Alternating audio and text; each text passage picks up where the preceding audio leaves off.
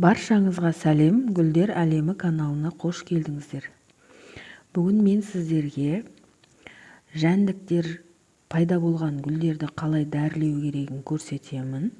Және де жәндіктер пайда болған кезде не істеу керек?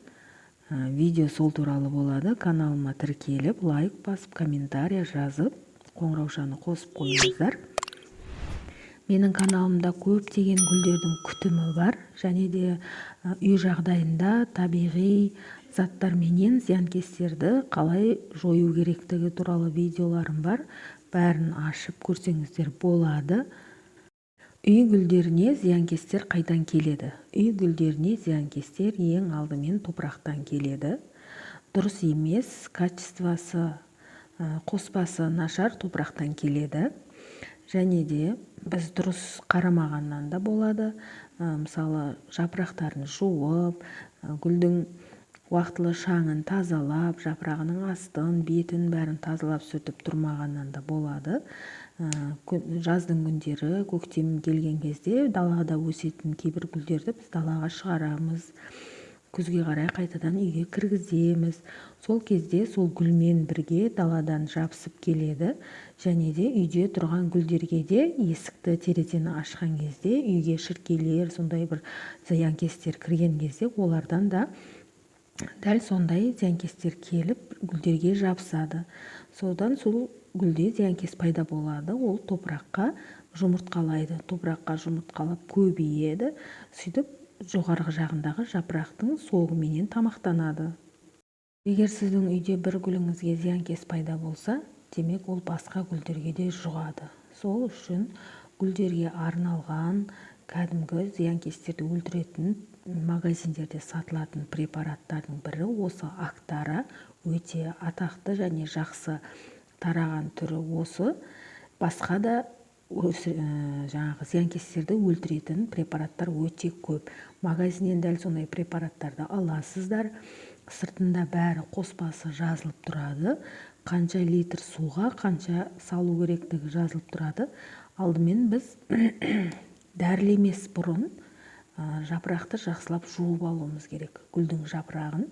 Сол үшін біз бірінші жаңағы топырақтың бетін осылай пакетпен жақсылап орап аламыз. Себебі мынау жапырақтың астында жиналып, енді өсіп, жабысып тұрған жұмыртқалары топырақтың ішіне түспес үшін, топырақтың бетіне түспес үшін осылай пакетпен жақсылап орап аламыз. Содан кейін ғана жапырақтарын жақсылап жаңағы жуынатын бөлмеге апарып, жылы суменен әдемілеп жуамыз. Менің гүлдерімде ондай зиянкес жоқ әзірге. Негізінде зиянкестердің шығатын уақыты осы күз айлары. Себебі күз айларында даладағы өсімдікті үйге кіргіземіз. Не болмаса жаңағы су көп құйылып кетеді. Жаздағыдай қайта-қайта су құямыз ғой, жазда топырақ кепкен кезде. Күзде күн суытқан кезде біз байқамай жаңағы топыраққа көбірек су құйып жібереміз. Ол да влажность ұзақ тұрып қалғандықтан одан да шіркей шығады. Не болмаса неше түрлі табиғи, мінекей көріп алыңыздар, дәл осылай қылып әдемілеп топыраққа жаңағы зиянкестер түспес үшін орап аламыз. Не болмаса жаңағы болады ғой, түрлі біз табиғи тыңайтқыштар береміз жаздың күндері, дұрыс па? Мысалы, бананның суын береміз, не болмаса суға шекер салып береміз. Сол секілді әртүрлі тыңайтқыштар берген кезде де гүлімізде топырақта зиянкестер пайда болуы мүмкін. Егер дұрыс пайдаланбасаңыз, егер дұрыс пайдаланып, топырағын жақсылап кептіріп барып пайдалансаңыз, зиянкестер шықпайды. Мінекей дәл осылай бетін қаптап алып, жапырақты гүлді кішкене қиғаштатып жатқызып жуамыз. Себебі зиянкестер жапырақтың бетіндегі, үстіндегі сабағына жабысқан зиянкестер жуынатын неге түсіп ағып кету керек. Ол қайтадан горшокқа жабыспау керек. Мінекей дәл осылай жақсылап жуып аласыздар. Су жылы болу керек, қол күймейтіндей жылы болуы керек. Ішіндегі пакетке жиналып қалған суларды кішкене еңкейтіп төгесіздер. Және пакет жапқанның бір пайдасы, сіздің топырағыңыз жуынатын бөлмеге төгілмейді, көрдіңіз ба? Ал енді біз жаңағы Актараны суға араластырып алдық. Мінекей осындай шашатын ыдысқа құямыз. Сөйтіп жапырағының бетін, артын, алдын бәрін, сабақтарын бәрін осы дәріменен дәрілеп шашып шығамыз. Бұл дәрілеуді аптасына бір рет жасайсыздар. Егер сіздерде зиянкес көбейіп кетсе, жалғыз бір гүл емес, басқа гүлдердің бәріне де профилактика ретінде шашып шықсаңыздар да болады. Және байқағандарыңыздай мен пакетті алып тастадым. Себебі жәндіктер топырақта өмір сүреді, топыраққа жұмыртқа тастайды. Сол себептен мен жапырақтан аққан дәрі топыраққа аға береді. Одан гүлге ешқандай зияны жоқ, бірақ бұндай затты маска киіп жасағандарыңыз дұрыс. Кейбіреулерге аллергия беруі мүмкін, және перчатка киіп жасағандарыңыз дұрыс. Профилактика ретінде осылай басқа гүлдерге де шашып шығасыздар.